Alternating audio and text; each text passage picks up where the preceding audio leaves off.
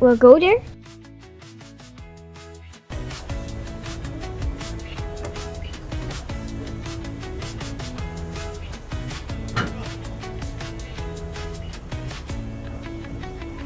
For Kona, one thing I thought was really cool, and this to me was a highlight of the cruise from like I guess a connoisseur perspective, was the tendering, because we got to tender with some of the crew, and they were really cool people.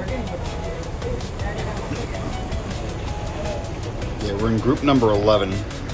First thing to note about Kona is, of all the stops, and this was important to me for planning and can be important to you for planning if you take the Pride of America cruise, Kona is a tender port, and that makes it the shortest. This was the one place where if I had to do it over again, I actually don't think I would have got a Turo. We would have just taken Ubers. So it was kind of like an hour wasted just trying to, you know, get the Turo and get it back, and then, yeah, so we wouldn't have probably done that. Other things to note is, if you were looking, I guess, to save money, this is one of those ports where, no kidding, right as soon as you walk off of the boat, there is a great beach right there for swimming, and a lot of things to do right there at the port. ABC stores. ABC store, we got some great clothes for very reasonably priced. There, see, that's the sea. All the rocks.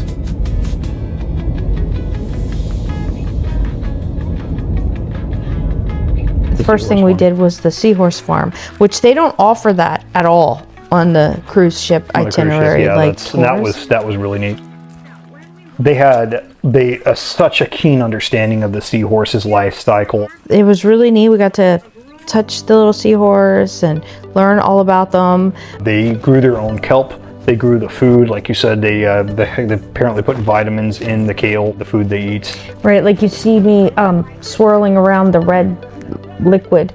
What it was the vitamin water that the other little amoebas or whatever were eating.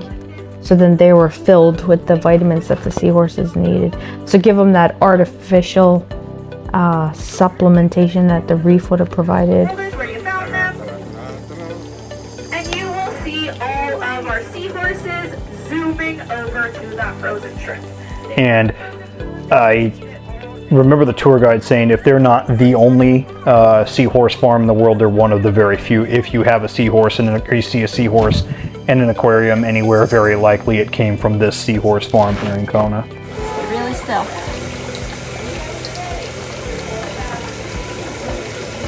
This is a really small female seahorse.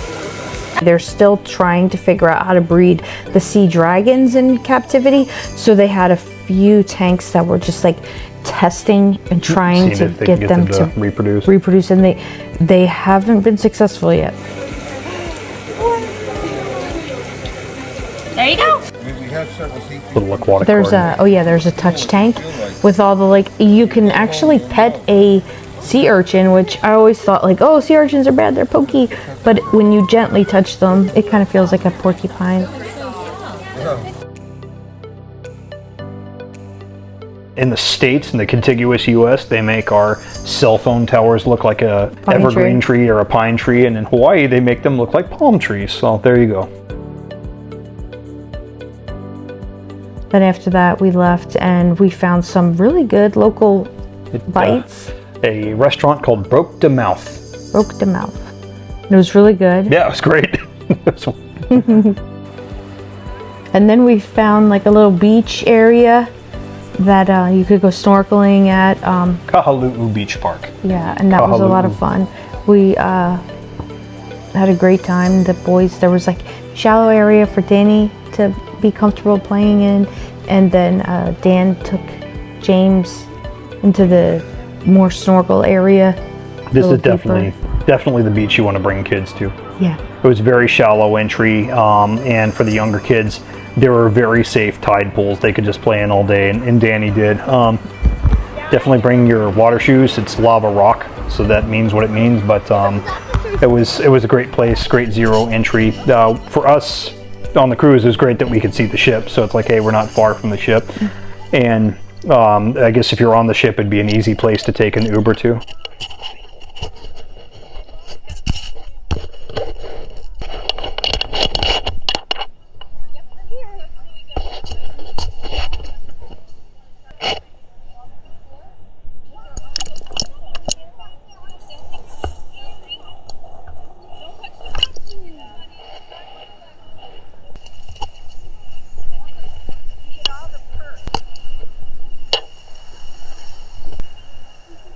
There were tons of little crabs all over the rocks. Yeah. The kids were having fun, like, because the crabs would come out and be everywhere. And then if you walk towards them, they'd run and scurry and hide. So the kids were like playing peekaboo with the crabs.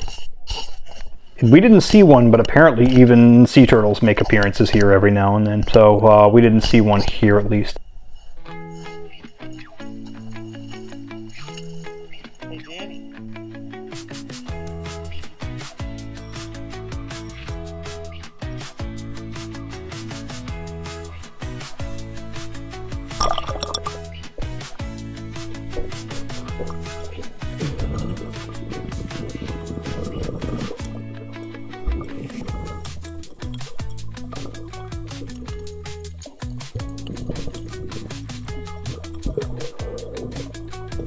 Me and James went out swimming. I took the camera, got some great footage.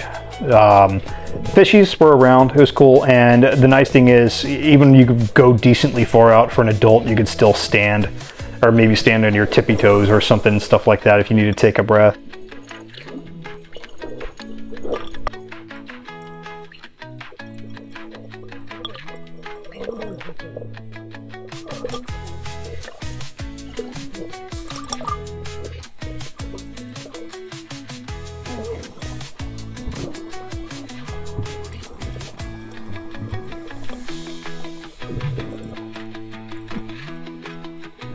At one point, you can see James clinging on to me in the video. It became apparent I could either manage the camera or manage James, and so we decided to turn around and go back. The lifeguards had a megaphone out there, and even though you could see the balloons and you can kind of see a wire out there in the distance, they don't want you to go that far. They're like, hey, they said something to the effect of, hey, the ocean is the ocean, so, you know, stay close to the shore. There were, wasn't there people on paddle boards and stuff too? Yeah, all kinds. You can do all kinds of water activity here.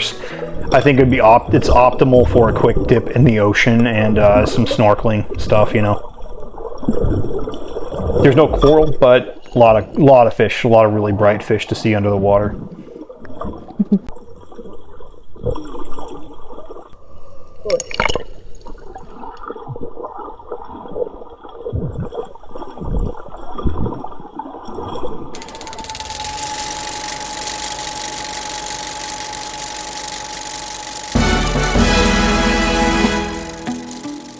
We maximized our time, and at one point we were getting our shave ice and we're looking across and we could see the people in the port taking down all the tents and stuff like that. That was really And we booked it right across, and they're like, no, you just made it. I'm like, okay, thank you, inch or a mile. We got in the line with 3 minutes to spare. Yeah, we were the last, I think, Yeah, we were the last. We were the last.